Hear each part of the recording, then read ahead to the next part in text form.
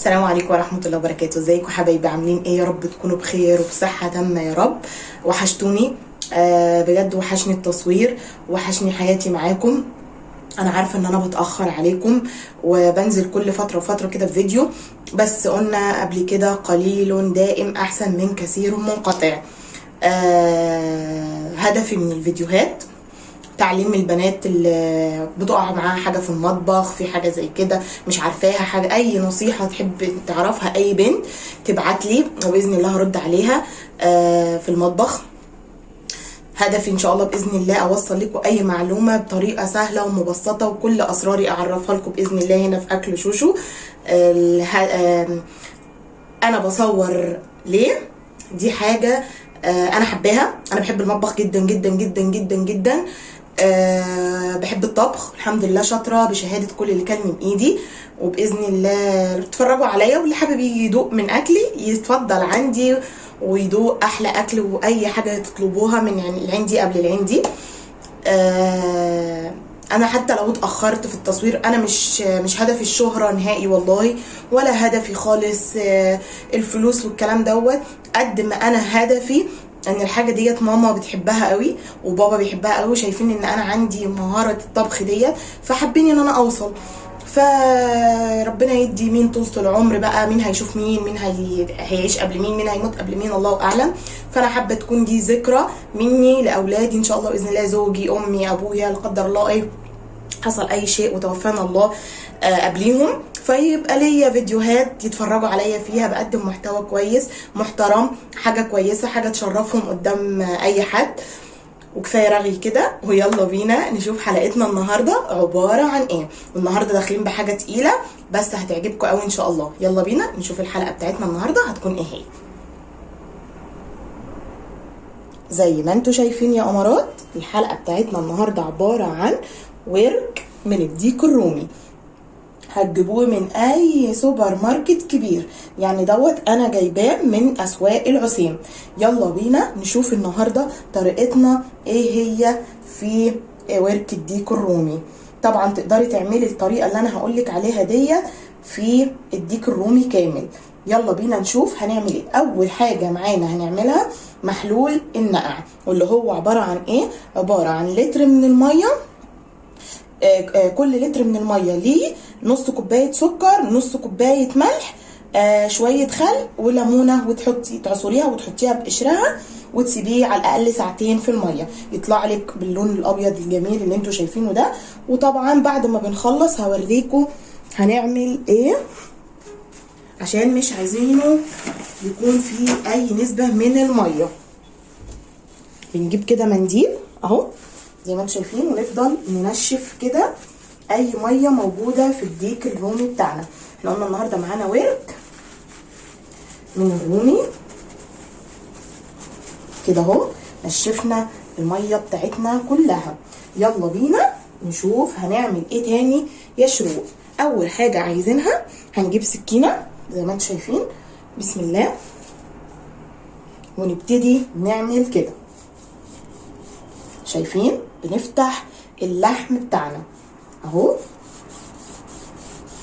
كده في الورك بتاعنا كله، نعمل فتحات كده بالسكينه، بحيث ان انا لما اعمل التتبيله بسم الله اللهم بارك اللهم بارك اهو. شايفين؟ بصوا اللحم، شايفين اللحم اتفتح معايا ازاي؟ انا مش عايزه اكتر من كده. ندي حته صغنونه هنا كمان، ندي حته هنا. احنا عايزين بقى ايه؟ التتبيله بتاعتنا تقلب الدنيا. زي ما قلنا المنديل بيفضل معانا، اي حاجه كده ننشفها على طول، وننشف اي سوائل موجوده فيه اهو. ونجيب برضو السكينه نعمل بقى ايه؟ فتحات كده في اللحم بتاعنا. اللهم بارك. انا النهارده عندي عزومه وقلت ما ابخلش عليكم بطريقتي في الديك الرومي والعزومه بتاعتي. يلا بينا نركن بقى الورك الرومي الامور ده ونخش على التتبيله بتاعتنا حالا. يلا يا امارات ونشوف تتبيلتنا الحلوه عباره عن ايه يا شروق. اول حاجه عايزينها عايزين كوبايتين من الزبادي. تمام، احنا ننزل ايه احلى حاجه كده، حاجه في البوله مع بعضينا علشان ما تتوهوش مني. بسم الله. عندنا ايه؟ قلنا كوبايتين من الزبادي. بسم الله، يعني علبتين. تمام، مش كوبايه مليانه، لا علبتين زبادي، وكوبايه قصادهم من اللبن. يبقى كوبايتين زبادي، كوبايه لبن. ايه بقى تاني يا شروق؟ شايفين الطبق بتاعي قد ايه؟ هنقول معلقتين اللي هما بتوع الاكل اللي احنا بناكل بيهم صويا صوص. بسم الله، معلقتين صويا صوص، معلقتين كبار من المستردة،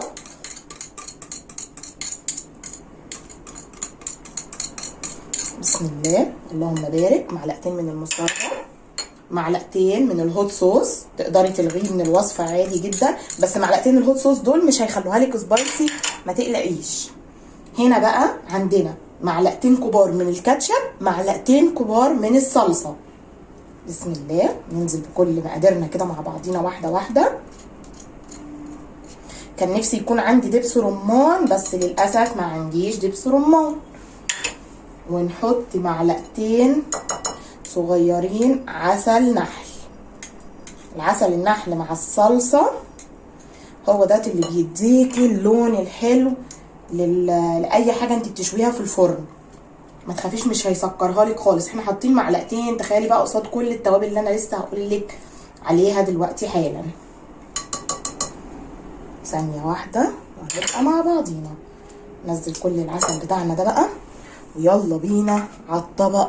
لا، قبل ما انسى، قبل ما نروح للطبق، شايفين ده زيت زيتون؟ شويه زيت زيتون بقى يحلولنا الدنيا دي، مش كتير. طيب ما عنديش زيت زيتون يا شروق، حته سمنه بلدي او حته زبده، وكلي وادعي لي.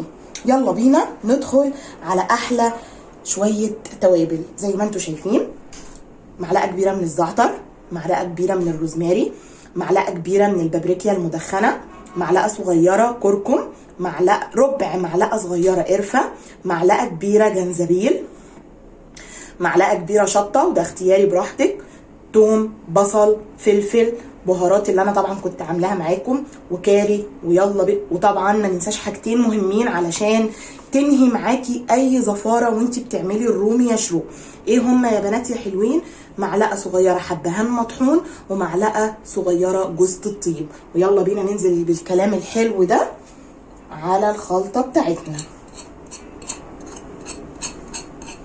واحده بقى مركزه معايا لسه ما حطيتش لايك، حطي لايك للفيديو واعملي شير، وما تنسيش تفعلي زر الجرس عشان يوصلك كل جديد مني يا امارات.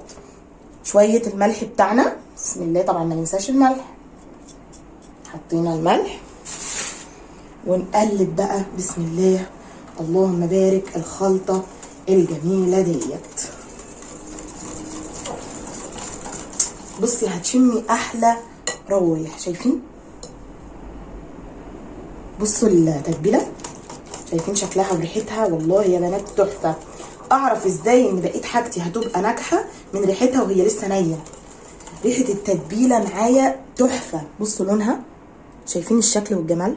بصوا اللهم بارك، حاجه تحفه تحفه تحفه يعني. وانا بقلب كده شغاله، هجيب معلقه صغنونه على طرفها كده وندوق. ما شاء الله ما شاء الله بجد. الملح بتاعنا مظبوط، التوابل طعمها تحفه تحفه تحفه. طبعا يا بنات يا ريت لو كان موجود عندي زعتر او روزماري فريش. الحاجه ديت بتفرق جدا جدا جدا في طعم الحاجات اللي هو الديك الرومي. الديك الرومي اخص مع اللحمه البارده بيكون حاجه تحفه. احنا بنقلب كتير علشان نتاكد ان كل الخليط بتاعنا اتجانس مع بعضه.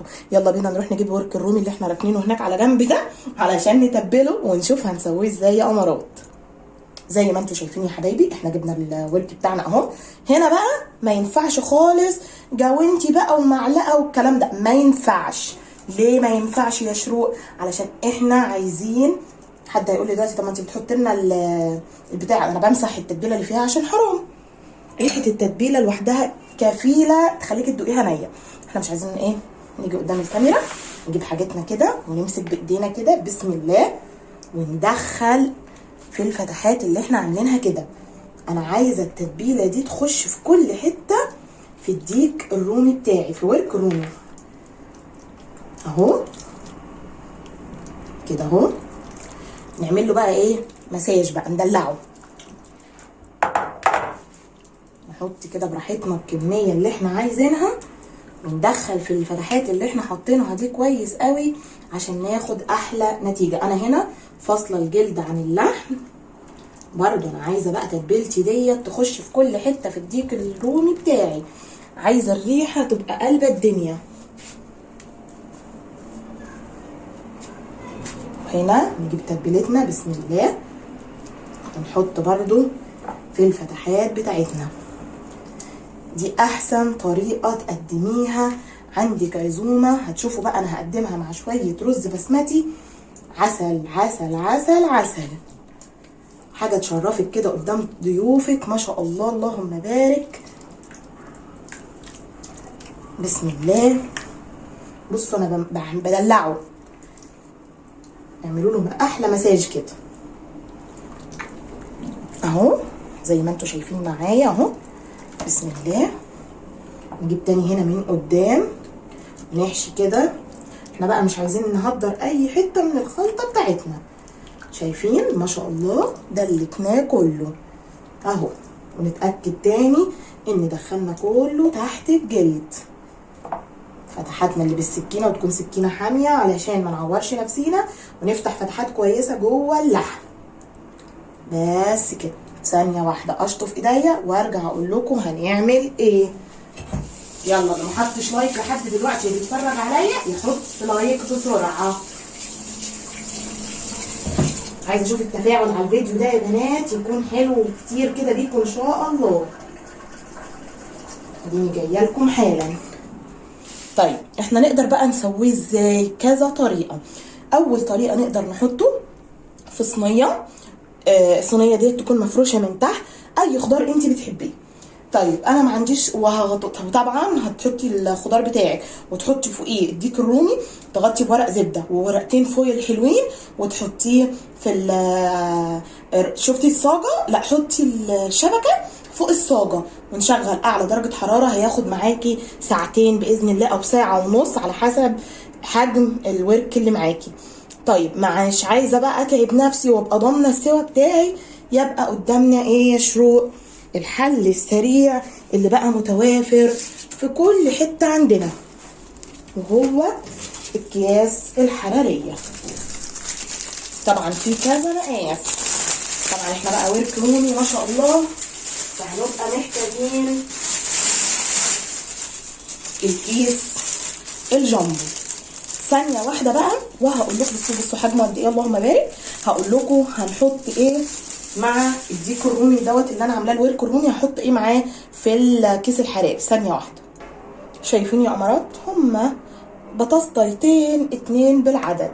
هنحط عليهم ايه؟ معلقه حلوه من الزعتر ورشه بسم الله من زيت الزيتون، وهتاكلي احلى بطاطس مع الحاجه المشويه دي، بتدي طعم تحفه تحفه تحفه تحفه. جربوا مش هتندموا. يلا بينا بسم الله. نيجي هنا بقى على الكيس الحراري بتاعنا،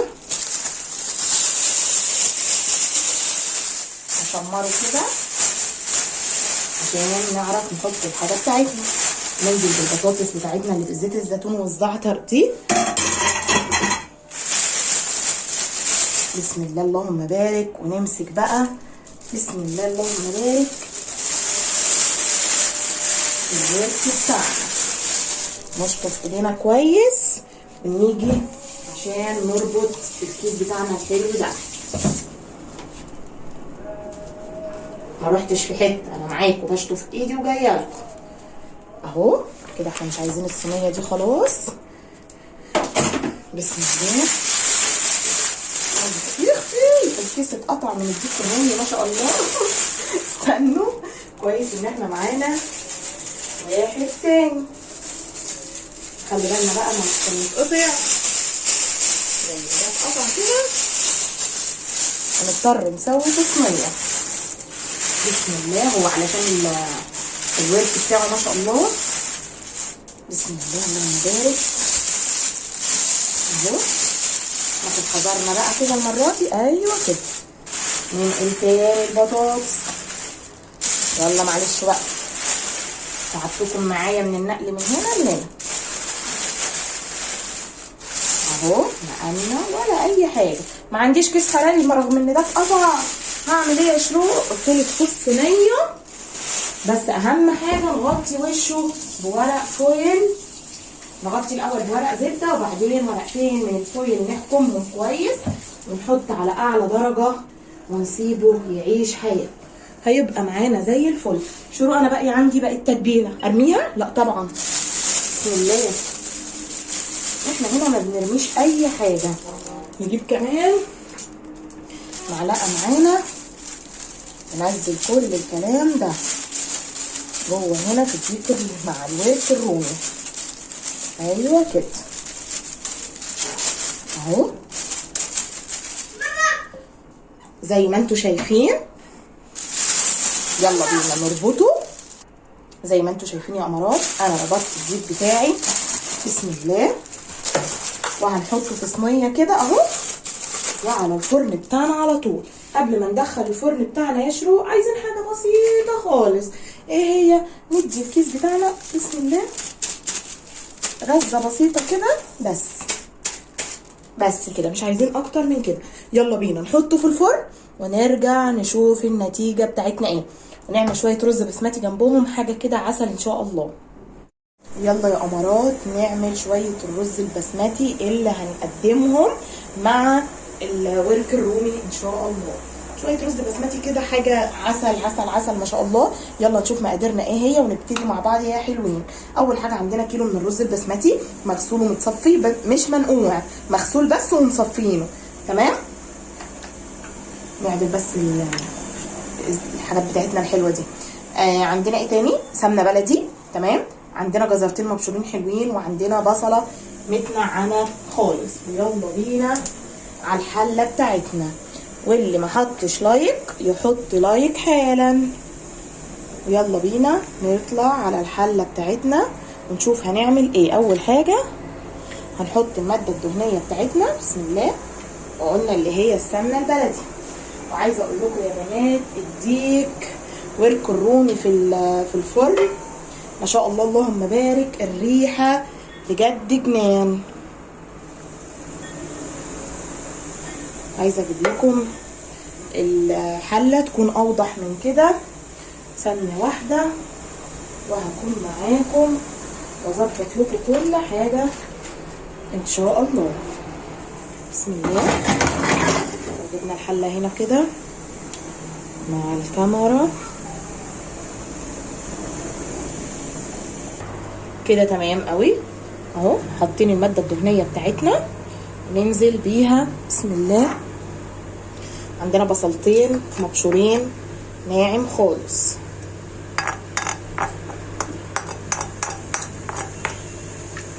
اهو. اول ما تسخن معانا ارجع لكم زي ما انتوا شايفين يا امارات. ادي البصله بتاعتي، السمنه بتاعتي سخنت اهي.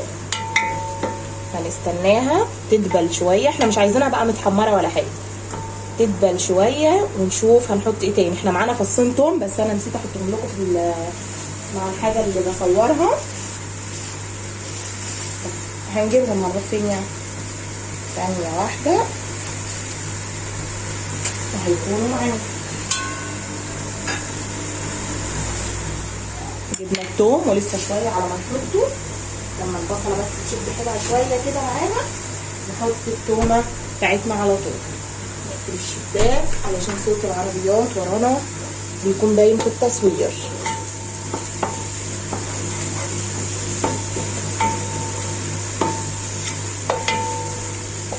عايزين بس ايه تدبل سنه كمان ونبتدي نحط التومه بتاعتنا زي ما انتوا شايفين يا امارات. ادي البصله اهي شكشكت معايا. انزل بفصين التوم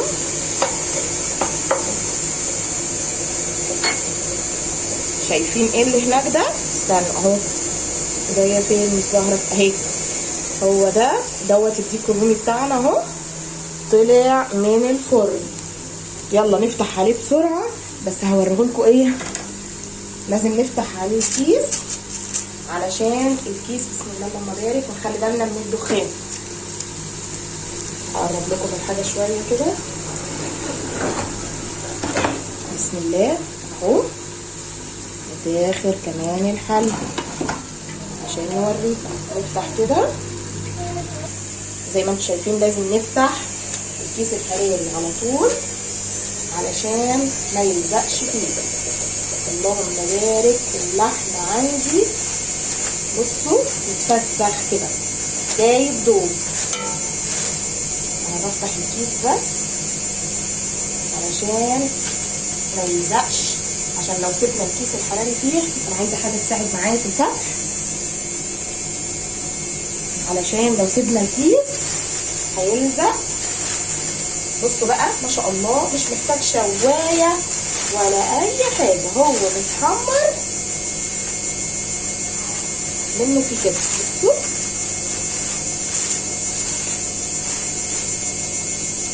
عايزه اوضح لكم اكتر.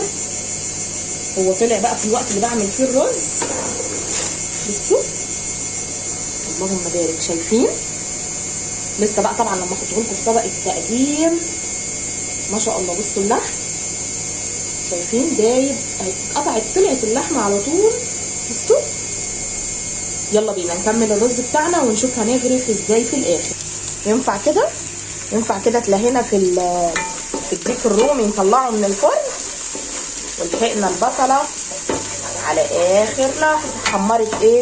احنا مش عايزينها تتحمر، احنا عايزينها تدبل بس، ونشم ريحه التومه بتاعتنا الجميله.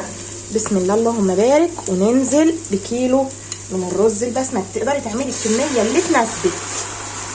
ده كيلو اهو من الرز البسمتي. وهقول لكم هنحط ايه تاني. ننزل بس بكميه الرز بتاعتنا اهو. ريحه البصله مع التومه حاجه ما شاء الله، عسل عسل اهو.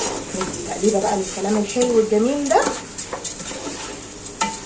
هنحط ايه تاني يا شروق؟ هنحط الكلام الجميل اللي انا عاملاه ده، وهو عباره عن ايه؟ عن 4 قوالب من الماجي، وبنحط عليهم شويه ميه سخنين علشان يدوبوا معانا خالص وما يتكتلش معانا في الرز.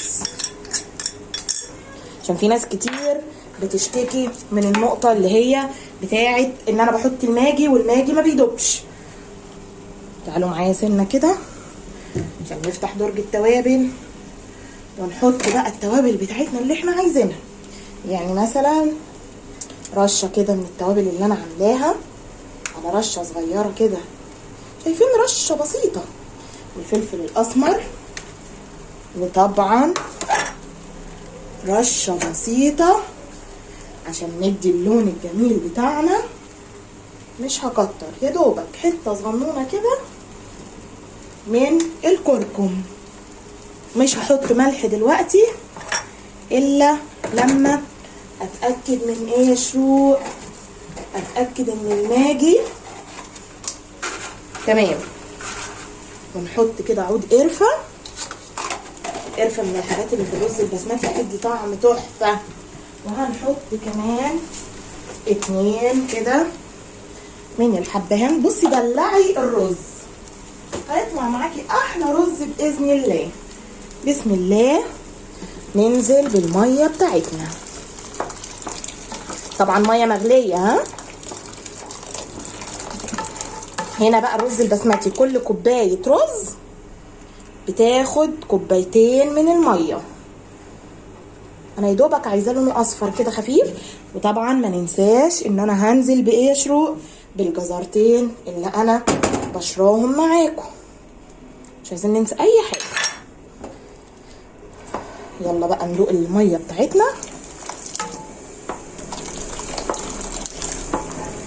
بس كده، بس اهو احنا مغطيين الرز خالص اهو. هندوق الميه بتاعتنا.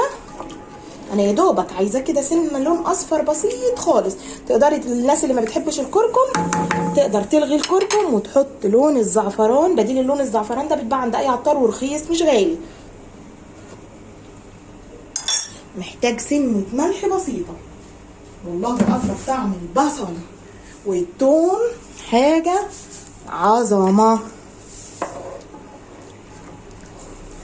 يلا بينا نغطي على الرز الجميل ده ونسيبه يعيش حياته ونرجع مع طبق التقديم بتاعنا. ثانية واحدة، نغطي الرز بتاعنا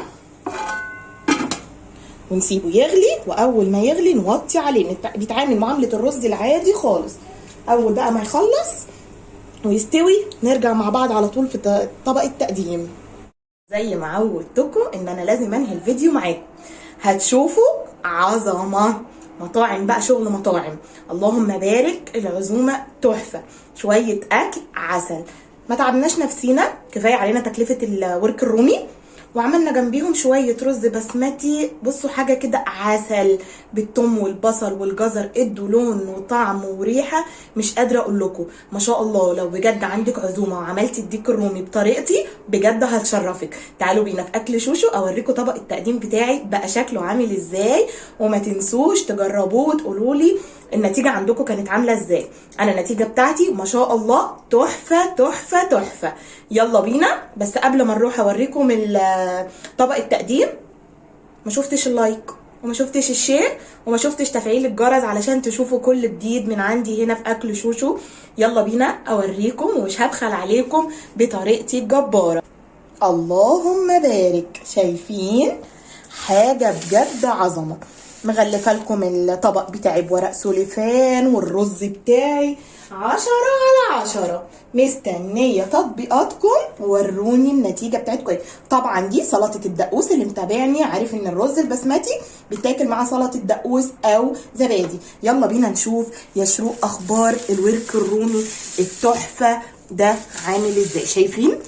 شايفين الكيس الحراري بيخلي العظم يطلع منه ازاي. بصوا متفسخ، بصوا كده. استنوا ايه المعلقه اللي انا جايباها دي مش عارفه. بصوا ما شاء الله من غير اي حاجه. هو ده الكلام اللي انا. نشيل العظمه دي كده على جنب، مش عايزينها اهو. بصوا كل حاجه انا بقولها لكم ليها تكه كده. بصوا اللهم بارك، اللحمه دايبه دوب. انا مش عايزه ابوظ شكله عشان زي ما قلت لكم دي عزومه. بصوا الله اكبر، هوريكم كده حته من هنا كده. بصوا شايفين اللحمه. سيبنا بقى من معلقه. بصوا اللهم بارك، حاجه تستاهل بقكم. استنوا بقى. حاجه بجد تحفه تحفه تحفه تحفه. شويه الرز يا بنات بجد حاجه رهيبه والله العظيم. بصوا شايفين الفلفله بتاعته. بصوا مفلفل ازاي. شويه رز بجد عظمه. هحاول انهي الفيديو وانا ماسكه لكم الطبق كالعاده، وهنشوف النتيجه تبقى ايه. شايفين اللهم بارك. هنا في اكل شوشو بنعمل العظمه وبس. زي ما بنعمل حاجات بتكلفه عاليه شويه، هنعمل برضو حاجات بتكلفه بسيطه خالص على قد ايدينا. لازم يوم كده ويوم كده، ما انا مش هعمل كل يوم يعني ديك رومي ولحمه بارده وكده. ايه رايكم بجد؟ شايفين اللهم بارك. تسلم ايديا وتسلم ايديكم وتسلم عينيكم. شايفاكي يا اللي لسه ما حطيتيش لايك، حطي لايك بسرعه علشان الديك الرومي الورك ده يستاهل بجد بقكم. وبكده تكون خلصت حلقه النهارده. استنوني في حلقه جديده مع وصفه جديده. بحبكم في الله، والسلام عليكم ورحمه الله وبركاته.